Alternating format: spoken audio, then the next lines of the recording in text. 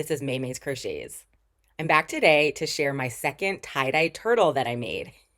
I'm a beginner crocheter sharing my crochet journey here, and I decided to put myself on a little quest to find the perfect amigurumi turtle pattern. I bought this tie-dye yarn, Premier Basics Chenille tie-dye, that I thought would be really fun to make a bunch of different turtles with for the turtle shells. It's all kinds of cool colors. I wanted to experiment through that. And so, yeah, I decided to kind of do this project of making a bunch of different turtles with the tie-dye yarn and really try to come up with what is the perfect turtle amigurumi pattern. So I did one previous tie-dye turtle, and I will link my video for that one here. But I'm back today to share my second tie-dye turtle. Let me first show you the tie-dye yarn that I used for this one. So again, it's Premier Basics Chenille tie-dye. This one is called Kaleidoscope, which is a cool name for it. I feel like when I first saw this set of colors, I didn't immediately love it so much. And then as I like looked at it more and more, I really like this. It's like the greens and the pinks and the purple. It's a really cool kind of set of colors that go really kind of nicely together. So yeah, this one I used for my second one, Kaleidoscope. Let me show you the turtle. Do do do do do do do. Here he is. I named the first one Jerry the tie-dye turtle, and I realized I'm not sure that I can name every single turtle that I make a different name. I kind of am sticking with maybe all of my tie-dye turtles will be named to Jerry, so we'll just have a lot of Jerrys. So here we go. Jerry the tie-dye turtle number 2. Here's his bottom. And yeah, the shell. The shell is definitely the coolest part, right? Okay, here he is. I made this one using a pattern by DIY Fluffies, and I will link the pattern in the description box below for you to check it out. There is a video tutorial as well as kind of a blog post with a written pattern. Okay, let's talk about color for a moment for the body and the head. I had a similar dilemma for my last tie-dye turtle that I wasn't sure what color would be best for the body and the head. I wanted to do something again that sort of you can see the color in the shell, and so you can see that it ends up like matching a little bit. And on the Premier website for the tie-dye yarn, they show like a set of the Premier Basics Chenille Brights yarns that supposedly match what's in this tie-dye yarn. And similar to last time, I looked at the options and I thought that a lot of them didn't actually really match. And so I had some dilemmas figuring out what to pick. I think there actually were more choices this time. So one option could have been the pink. This kind of bright pink is, I think it's called hibiscus, and I actually do have that. So I could have gone with that. That would have led to a very different looking turtle, an incredibly bright pink turtle. I think at one point, one of my turtles is going to be pink. I think that's going to be fun, but this one was not it. And then there's a number, let's say the purple, I did not have, so that was not an option. And plus, I don't love this color purple anyway. And then there was a bunch of greens. And so I thought I would do green for sure. And then in the end, I ended up going with more of this sort of teal blue. But let's see, there's the emerald green is really what I thought originally that I was going to do, and it was listed as one of the options. But like, do you see the emerald green in there? Like, not really. And you see some lighter greens, right? So I didn't go with the emerald green. I considered also there's this Caribbean color, Caribbean, however you pronounce it. And I think that one could have been fine. You sort of do see it. But for some reason, I don't know, I thought maybe be too bright, or I kind of didn't think that I would love the look of that. There's a couple, like there's like a lighter green and a really light blue, and I just didn't think that would look great either. So I ended up going with this teal blue, as you can see. And I feel like this one you really can see bits of that, pretty strongly. You can see bits of that teal blue color in here. So I went with that. It definitely led to like a bit of a darker head and body, but I think that's good or fine. Like I don't know, it's fun to think about, like, what if I had done this pink? It would just look so different because his body would be and head would be so, so bright, as opposed to here, like the shell stands out, more than the body, I suppose. So I'm pretty happy with the colors in the end. But again, it's just like a dilemma of picking which color and thinking about how interesting it would be to like go with a different one. Let me actually show you the other tie-dye turtle, just to compare the patterns. We can look and see. So this one was the last one that I made. So it's interesting how the shell is so much like taller, bigger. And the second one, the pattern is quite a bit bigger. The shell is certainly like wider, longer, and ended up with a bigger turtle. And then I also have my Woobles turtle from before, which I just think this pattern is so goofy because the head is so gigantic and the shell is small. So this one's also very different. So it's fun to just compare. And I'm gonna keep adding, looking for my perfect turtle. So this one, yeah, I followed the video tutorial, which was great. It's good to see somebody else actually doing crochet, seeing how they do it. She didn't have as many differences as my very first tie-dye turtle video. That video tutorial, she did a whole lot of things different than I had done before, versus this one was a little more similar, but still a couple new things, and it was interesting just to compare kind of how people do crochet. She in the video, it's actually really cool. She has sort of two versions of the turtle, one made with worsted weight yarn and one made with chenille yarn. The picture on her blog post has like both, and they look so different, which is so interesting, even though the colors are almost the same. In the video, most of the time she's making it with the worsted weight yarn, but she does shift a couple times to chenille yarn.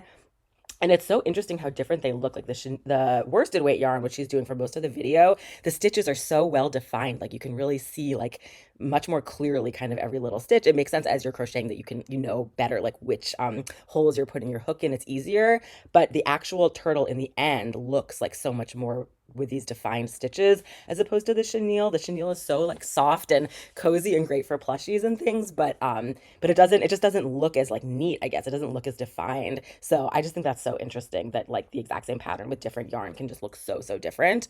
But both are really cool in their own way. I'm sure at some point I've been really experimenting with chenille yarns a lot lately, but I'm sure at some point I'll experiment more with worsted weight, and just kind of that nicer like stitch definition I think is going to be cool. Another really interesting thing about this turtle is that I think we would consider this a low sew pattern. You do sew on the head, but the legs and the tail are considered no sew. Now, I'm not sure that I really understood what no sew meant or low sew meant before. I thought so. I did for my Woobles turtle. I've done it a number of times, this thing where you like are going around and you make a chain and you crochet into it, and that's how you make like a turtle leg or a wing or an arm. I've done that. Just like for little pieces that don't need a lot of definition, that you sort of, yeah, you chain and you crochet into it. And that's how you sort of do it as you're going without doing it separate. Versus this is my first time so you make the legs, you make the tail separate, just like my other, patterns that you do then sew on. But then when you're going around, instead of sewing it on, you actually just crochet it on. So you like are going around like a regular round, you put your crochet hook in the round like normal, and then you just put your crochet hook through like the end of the leg, and you just do a single crochet, and that then attaches it. You actually like for all of these, you end up crocheting the two ends of the leg together because it kind of starts as a round, but you kind of smush it into a flatter like pancake, and then you crochet through both ends of the leg, and then you just do the single crochet and it's attached. And like I love that. I somehow did not realize that was like an option. I know I had seen a lot of pictures of these like no sew or low sew patterns with these really big, legs or whatever, and I was like, huh, that must be, it didn't seem like it was the single crochet chain or chaining into and crocheting into the chain like method. But so now I understand, and I think this is really great. It comes out like I feel like it's just easier, I guess, to get the legs or whatever piece it is into the right spot, and then you're just like it tells you exactly which round to go through, and you just crochet it on the same movement you're doing all the time, and you don't have to worry so much about exact placement, symmetry, just all of those things. So I think I'm into the the no sew low sew. I see that you can't always do that for something like a head where it's like a much bigger piece to add on. That makes sense. And of course I did, as always, have a little bit of trouble placing the head because getting it in exactly the right spot and having the eyes exactly like even. I think all of my turtles that I've made so far, I've like just been a teensy bit off center in the end, and it's pretty tricky. This one also, like the head had some decreases in the rounds, and so it wasn't perfectly circular. And so getting it like exactly placed correctly while also having the eyes like centered, what do we think? It was tricky. So that was kind of interesting. But yeah, I think I'm sold on this like no sew, low sew, this like make the separate pieces and then crochet them on. This one you start by making the legs and the tail, which was kind of like good. You work your way up to the shell versus I feel like a lot of times you like do the main body first, like the shell first, and it's like the fun colors, and then you have to sort of do the slog of like making all four legs and stuff versus this one. You actually kind of like work your way up to that. The legs were all, I think they're all just like, it was small rounds, like maybe only four or six, I can't remember, stitches around, but doing a bunch of them, doing like four in a row was good practice of really like, because they're so small, getting it turned kind of the right side out kind of right away and getting that feel, especially with the chenille yarn that's harder to see, figuring out exactly like what stitch to go into.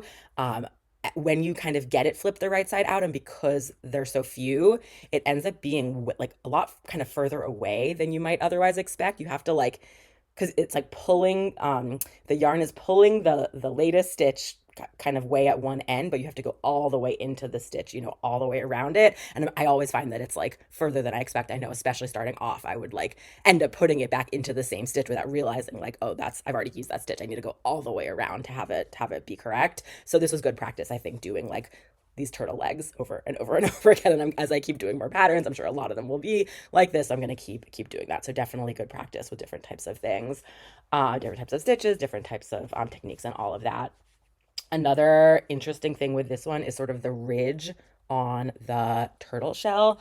So I said for this one, so this one, it was you were going around and doing, you ended up doing front loops only one round and then going back into the front loops that you did and crocheting the back loops, and that left sort of one round of this ridge. And what I said last time was that I like the look of the ridge, sort of the texture, and that I would like a bigger ridge.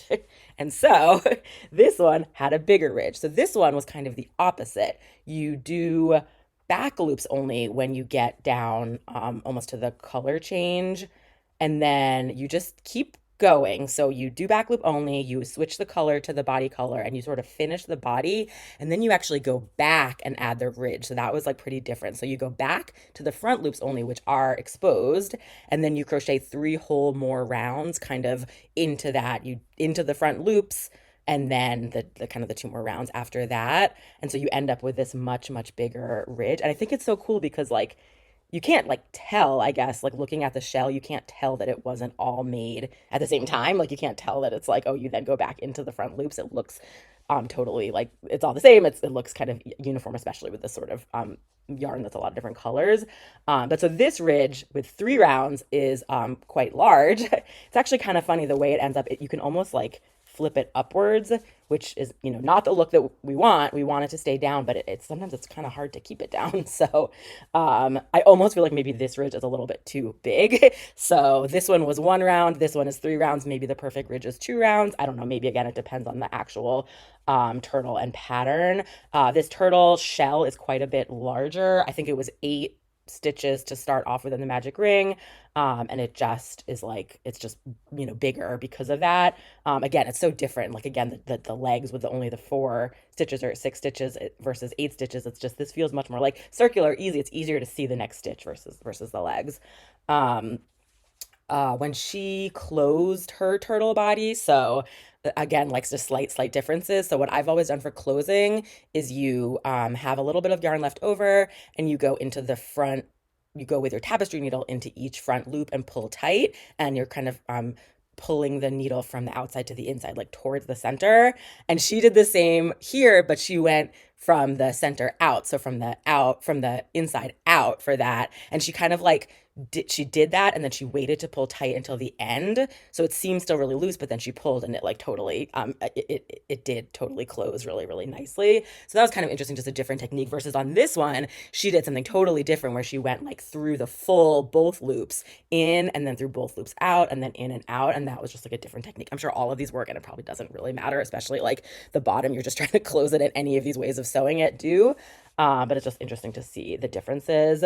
Another kind of little fun thing that I hadn't seen before was for the placement of the eyes as we were making the head, she actually said in this round where the eyes were going to be. And she said to use a stitch marker in those to mark so that we can then come back and we know exactly where the eyes should be instead of needing to like count the rounds. I think she still does in the pattern say like it's between rounds, you know, whatever and whatever, and how many stitches away. But we had marked it with the stitch markers, and so it was super easy to go and see exactly where the eyes should go. I had never seen that before, and I thought that was a really nice little technique to know exactly where to go and not have to go back and count them up. It was a little bit awkward because I have like metal stitch markers. It was a little bit awkward to place it and then to sort of keep going in the next round and stitch sort of over the stitch markers, but it was fine in the end. And in the video, she actually, instead of using like real stitch markers, she just used like a little piece of extra yarn all the way through. She didn't use it, you know, for anything real stitch markers. She just was using this little piece of yarn, and that was cool. It's nice because like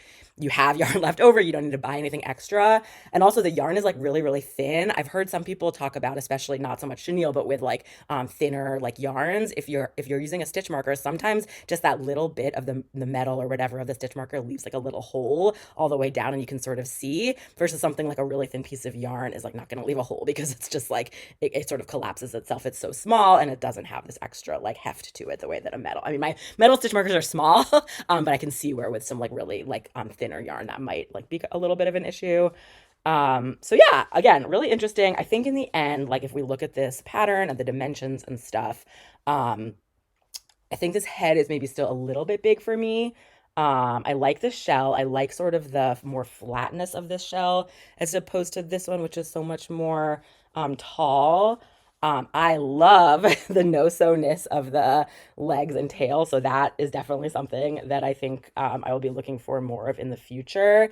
And I'm interested, again, sort of with the ridge and the various ways to make these shells. For my next one, you know, maybe what I'm looking for my ideal pattern is like a slightly smaller head and like somewhere between my two ridges, between like, so maybe it's two rounds. I don't know. Um, I haven't yet done so far both of the legs have been similarly sized. I think these are good sized legs. I know there's a lot of patterns out there with these really gigantic legs. I guess they're more like sea turtles. I guess there are different like kinds of turtles, and sea turtles do have kind of large legs. So I may do one of those just to compare, even though I don't think I'm gonna love the look of it. I think I prefer the look of these sort of smaller legs. But yeah, here we go. Jerry the tie-dye turtle number 2 compared to number 1. And these yarns, I'm just obsessed. I think that the tie-dye yarn is so fun. I love the different colors, and I'm so excited to keep going with my next ones because I have so many more fun versions of this tie-dye yarn. So I think that's it for today. Thank you so much for keeping me company, and I'll see you next time. Bye.